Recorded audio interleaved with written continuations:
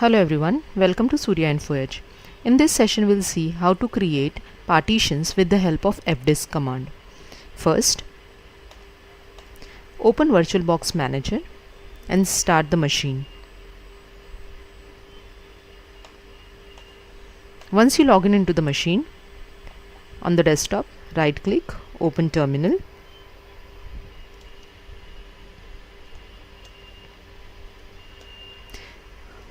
Type Fdisk inside devices. SD is your device. If you want to just check or list the current partitions, then you have to type -L. So currently we have two partitions, SDA1 and SDA2. Go inside Fdisk, fdisk/dev/SDA. Press M for help.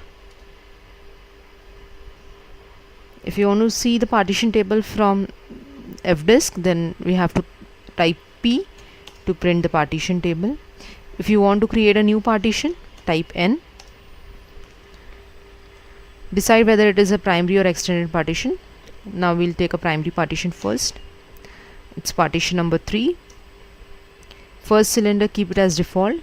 Last cylinder, you have to provide the size. You can provide the size in kilobytes, megabytes or gigabytes. So I'll type plus size, let's say 1 gigabyte. Now again type P to see your partition. This is a partition we have created, /dev/SDA3, and it's a Linux based partition. Again type N. This time you select E for an extended partition. In an extended partition we can create multiple logical partitions.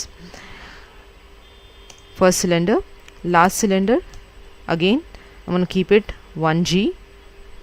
Print to see 4 partitions. The fourth one is extended partition. You can check the ID. Extended partition ID is 5. Now when you say N, it won't ask you for the new partition, but it will ask you for a logical partition. Directly you'll have to provide the first cylinder between 1662 to 1793. If you see over here /dev/SDA, the range of this partition is 1662 to 1793, and same range is given over here. That means you're making logical partitions inside SDA4. Size plus, let's say we give 500 M. Again new, first as it is, last we have to provide size 300 M, and I print the partition table and I find these are the partitions available. You have to just write, that is W, and press enter. Now type part probe /dev/SDA to probe this device. The output shows that the device is busy. That means to make these partitions available, you have to reboot. So if part probe is not working, it is showing the warning the device is busy, then you have to say reboot the machine. So either you can say init 6 or you can use reboot command.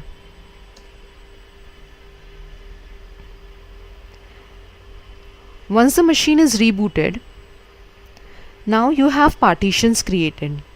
But to use these partitions, we need file system on those partitions. So now we have to create file system. Once the file system is there, then we can mount these partitions on one of the directories. Now this mounting can be permanent or temporary.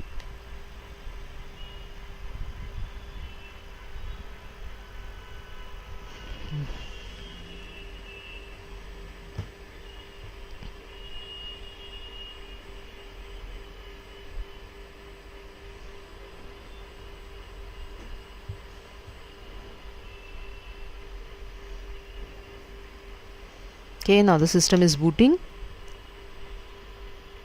It will take little time.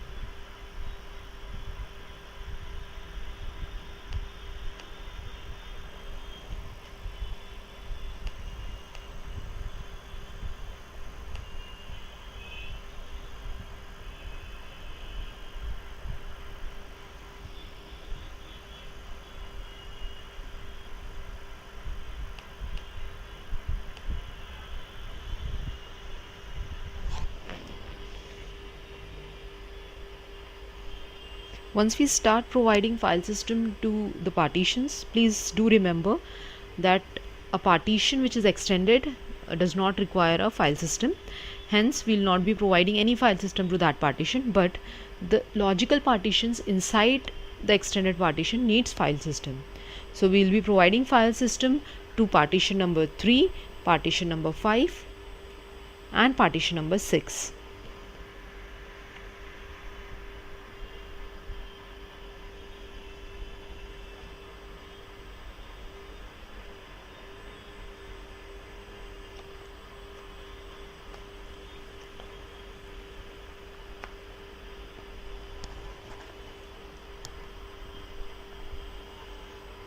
And we log in with root user.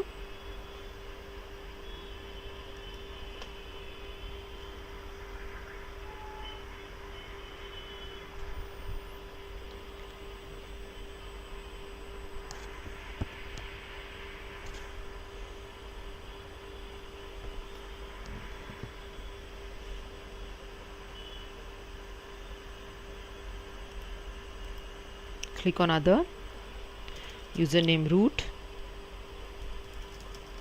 provide the password and login.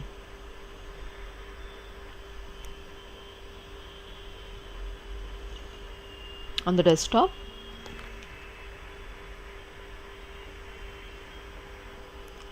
we have to right click and open terminal.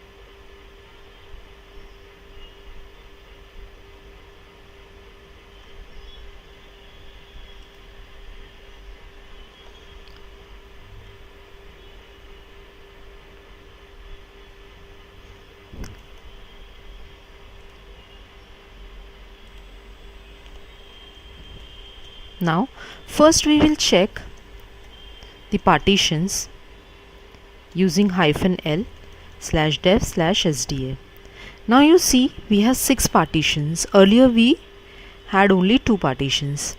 We'll make file system mkfs.ext4.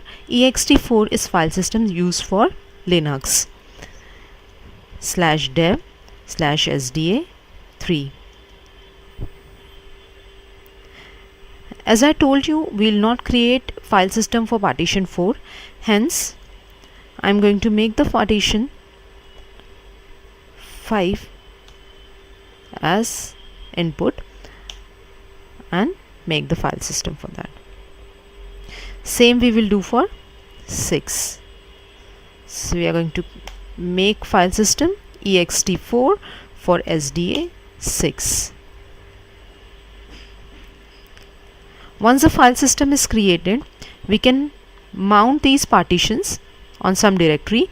So let's create directories mkdir, dir1, dir2 and dir3 we can create, and now we can mount /dev/sda3 on dir1, similar way 5 on dir2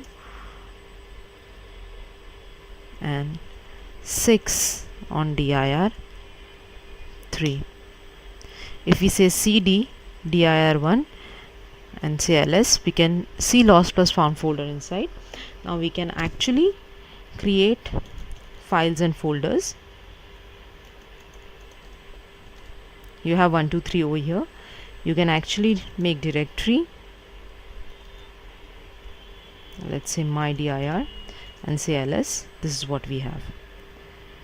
Now if you say umount /dev/sda3, I'm sorry, currently this is busy. The reason is we are inside dir1. So first we have to go out of dir1 and you say umount /dev /sda3.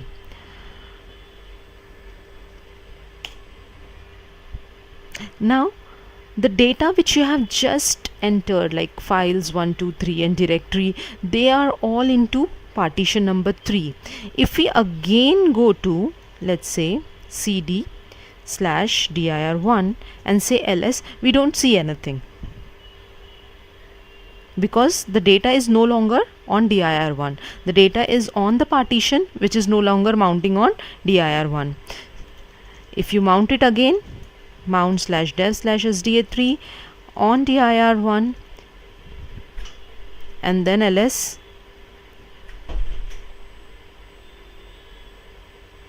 we have to first come out of the directory. We have to mount /dev /sda3 on dir1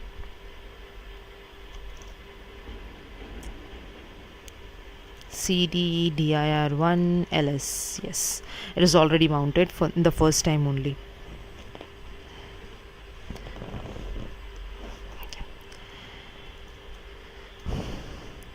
But this mounting is temporary. If you want to make it a permanent mounting, then in that case you have to mount it on fstab. So we'll open vi /etc/fstab and then we'll go to the last line and press O to open a line. /dev /sda3 on dir1 with filesystem ext4 defaults 00 /dev /sda5 on dir2 with ext4 defaults 00